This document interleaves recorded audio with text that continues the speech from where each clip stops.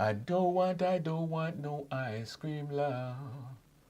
Oh, 'cause my love's sweeter than a chocolate fudge.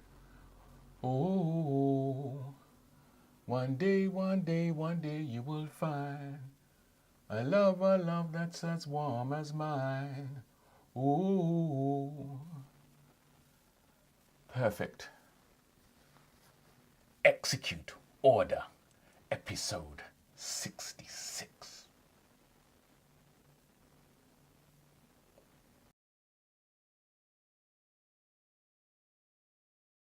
I don't want no ice cream, love. Oh, oh, oh. Beautiful. The sounds of a new machine. The 6D2. This is my new machine.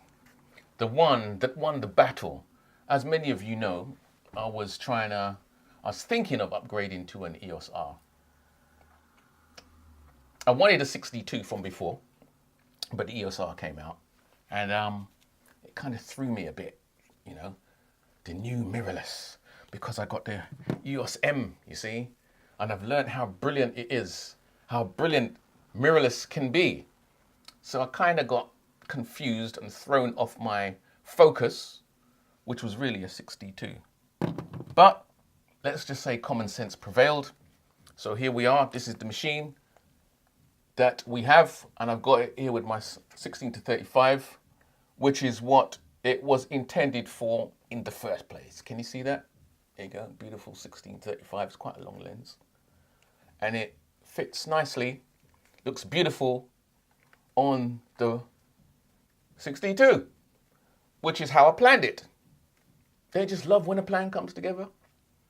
Anyway, this machine, here's the brother and sister, 5D2, 62. This is my double barrel cameras that I use for events, that I use to shoot photography at events. That was the plan. Here they are. 62 kind of hit the ground running. There were various reasons why I didn't go for the EOS R in the end. I didn't really need 30 megapixels. That would have killed my hard drives quicker. What was the other reason? I can't remember now. It's new. It's a brand new machine, so obviously you're going to be beta testing it. You're going to find out things that you might not want to, that's not going to be productive for you. So I thought I'd wait. You know, it's not going anywhere. I can wait. 62 is only a year old.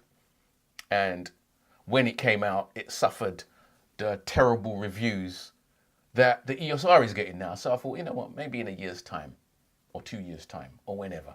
So anyway, here it is, the 6D2. And how does it perform? That's the question. How does it perform? First of all, let me say it fits really nicely into, as I just said, my 5D2 combination for photography. And also, what I really wanted it for was to shoot videos, because I shoot a lot of bands and stuff. And I was using my 70Ds, one of which is up here. I wanted to replace the 70Ds with the 6D2, because it's full frame. And it's got the nice, beautiful flip out screen, just like the 70D. Yeah, so I just wanted to take it a step further. So it has a dual role right here in the house of the multiple media manager. A dual purpose, hybrid machine. Perfect. Full frame goes with the 5D2. Full frame leads the way with the 70D when it comes to our shooting video. And this machine hit the ground running. Those of you who watched episode 65, the music video, Sony's Gonna Get You. I had so much fun shooting that. Let me tell you, I had so much fun, you know, just putting that together. I had to come up with the lyrics, and then, you know, it's a long time I spat any lyrics like that, you know. So I had to get back into the flow and put the lyrics down and write them, put them down. And anybody who writes lyrics, who delivers lyrics, who spits lyrics knows that there's a standard you got to reach. So when you first put them down, it's like you're just saying the lyrics, but you got to get into it. So it took a couple of weeks for me, because I'm getting on, you know, I'm getting on. I'm not as young as I used to be, so I can't just write them and spit them like I used to back in the day. But anyway, we had lots of fun putting that track together and then coming up with the concepts for the video and to shoot the video. And the 6D2 actually came before we shot the video, so the 6D2 hit the ground running, because most of that video, if you haven't watched it, episode 65, go back and watch it. Most of the video was shot on this, actually shot on the 6D2, and it performed really well. It just, because it's obviously it's a Canon, it's the same as the 70D, the menus, everything, I didn't have to learn anything, which was really what I want. I mean, it's annoying sometimes you get a new machine and then a new device and you've got to go through the manual or you've got to go online. None of that. And that was one of the appeals of the 6D2. I knew everything would just work right, and it did. It was a dream, you know? So yeah, we used the 6D2. We shot it, some of it on the 70D. There were some bits. What bits did I shoot on the 70D? I can't remember now. But there were some bits I shot on the 70D. I actually used the M50 for the slow-mo bits, because this does 120 frames per second, which none of the other cameras does. So some bits were shot on the M50, and all of it was shot by me. It was just me on my own, you know, holding the camera like this, or propping it on a tripod and just coming up with ideas. And yeah, I came up with quite a few ideas. I didn't get to do all the ideas I wanted to do, but I think it came out quite nice. You know, those of you who haven't seen it, episode 65, go back and have a look. Anyway, so here we are, 6D2. We're in the future. Well, as far as I'm concerned, this is the future for me. You know, I always like to stay one step behind the cutting edge, or 2 steps behind the cutting edge, because you can fall into a trap of getting so used to the technological advances that you start switching your brain off and you start being less creative. So yeah, it can kind of force you, having something like this, it can kind of force you to try and be more creative, which is what I like doing anyway. So here it is with the 16 to 35. It will be my main machine from now on, now that I've got the lens and the body. It will be my main machine for shooting this vlog. So this is probably the last vlog I'll be using the 70D with. And it has, you know, the Cash Money brothers, my 2 70Ds. I call them the Cash Money brothers. They brought so much money. They've made so much money. They deserve a little retirement. Or as for this one, it's going to be the second gun to this one. So it's not going to actually retire yet, but it's going to be take back stage to the 6D2. So yeah, what was I saying? This is going to be the setup, the 6D2, 16-35, and this lens, I've had it, was it a month or 2? And it is just so handy. It is basically, I haven't got the other one. Oh, actually I'm shooting with it now. The Canon 10-18 on a crop. This is the full frame version. So you'll get the same field of view, but with full frame with L quality, which is what I really wanted. So yep, I'm expecting big things from this combination. It is image stabilized, as you can see. And these two should be together most of the time from now on.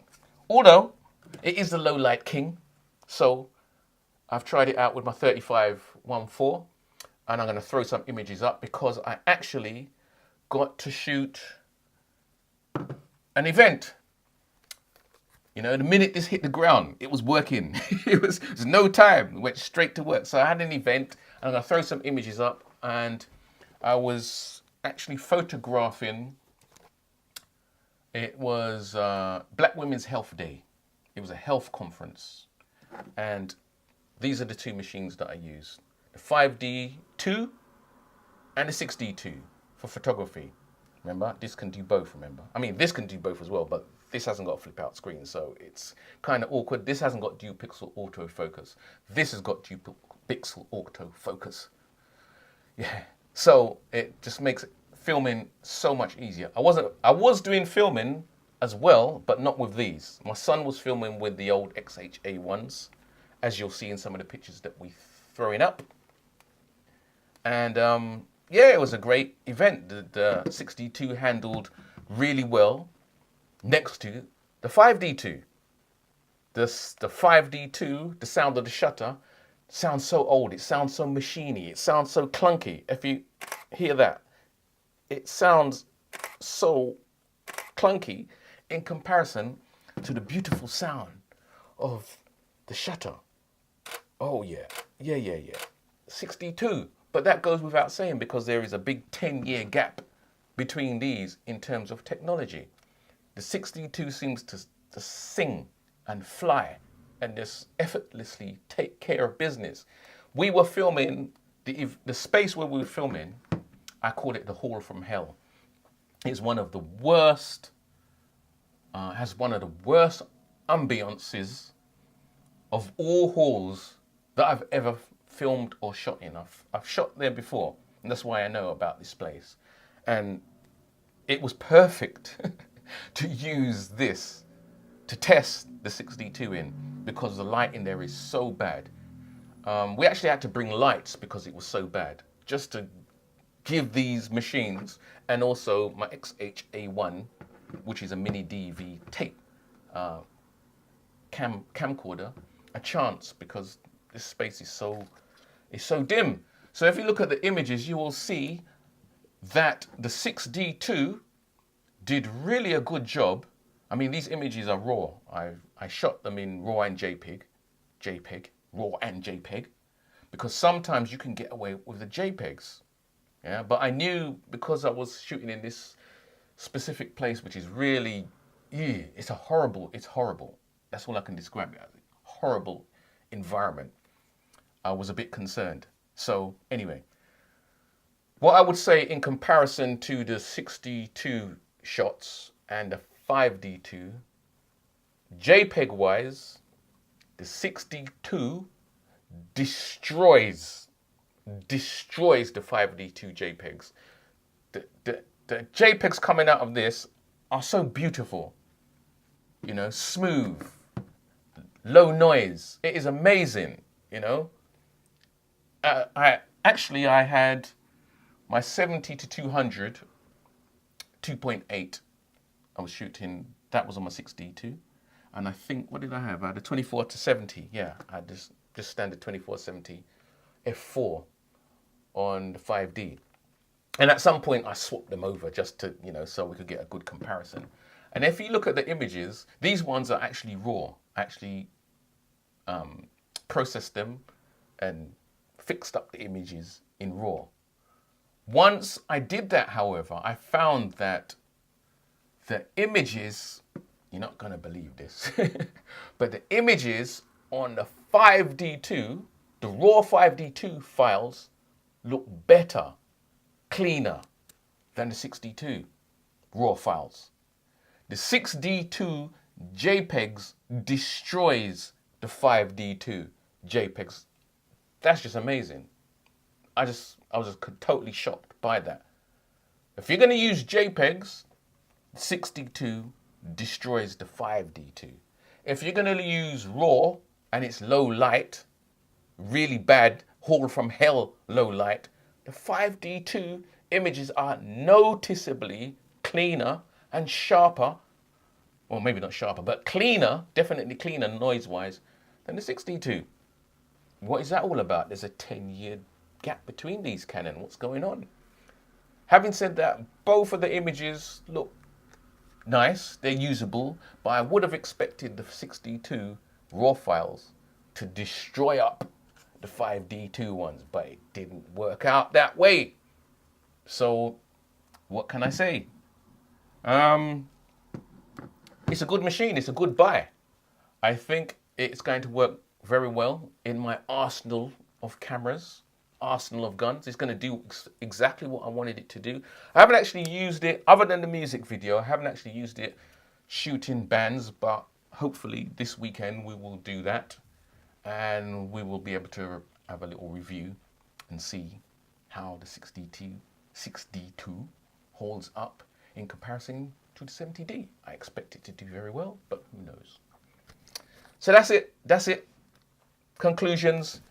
If you want to upgrade full frame, I mean, I got this for a very good price, 1200 quid, which I reckon the 6D2, it came out, what was it, 1900 when it came out? 2000? I reckon the EOS R should be around that price too. The EOS R being over 2 grand kind of like puts a lot of people off. I think that if in a year's time, the EOS R will be under 2 grand. I know that. It'll be just like the 6D2. And I made a prediction, if you go back a couple of episodes as well, that Canon were going to release their full frame mirrorless, and it was going to be basically like a 6D2. And it seems like it is kind of a 6D2-ish machine. It's not seen as a 5D replacement, so it's kind of like a 6D2. So it's all good. It's all good. We made our choice. We lies in our beds and we see what we can produce, because that is what it's all about. Yui, zoom. And I'm happy. Oh yeah. Lovely. Guangzhou, my yacht.